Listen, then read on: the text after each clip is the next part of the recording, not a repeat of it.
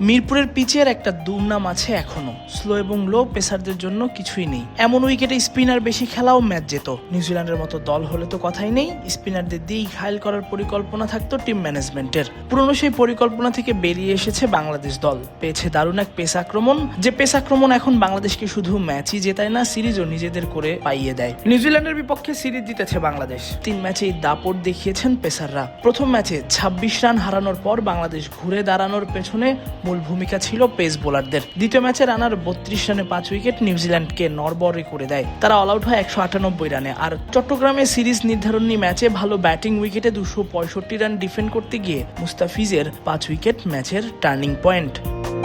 Wow, so clean. Tylox মানে clean, clean মানে টাইলক্স।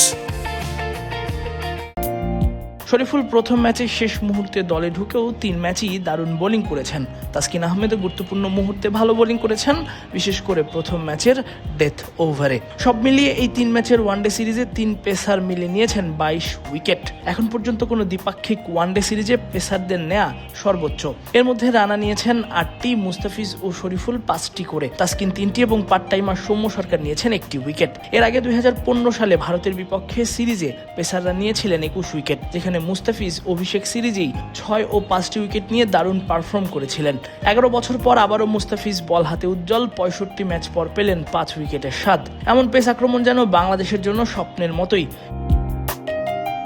নিউজিল্যান্ডকে বাংলাদেশ নিজেদের ঘরের মাঠে এর আগেও সিরিজ হারিয়েছে।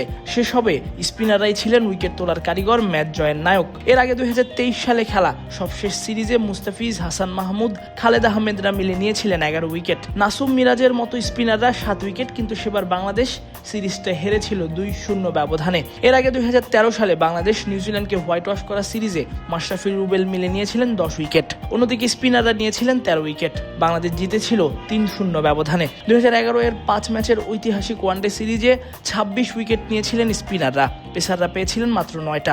2026 এর ওয়ানডে সিরিজে নিউজিল্যান্ড দলটা তুলনামূলক দুর্বল হলেও এবার নাহিদ রানার মতো পেসাররাই ভীতি তৈরি করে বাংলাদেশকে ম্যাচ জেতালেন। মুস্তাফিজ পেস আক্রমণের নেতা হিসেবে আরও একবার নিজের কাজটা করে গেলেন। শরীফুল সুযোগ পেয়ে ইকোনমিক্যাল বোলিং করলেন, তাতে বাংলাদেশের পেস আক্রমণ নিয়ে গর্ব করার মতো অনেক কিছুই পাওয়া গেল। এজন্য শন টেইট একটা ধন্যবাদ পেতেই পারেন। তাসফিক পলক, ক্রিক ফ্রেঞ্জি।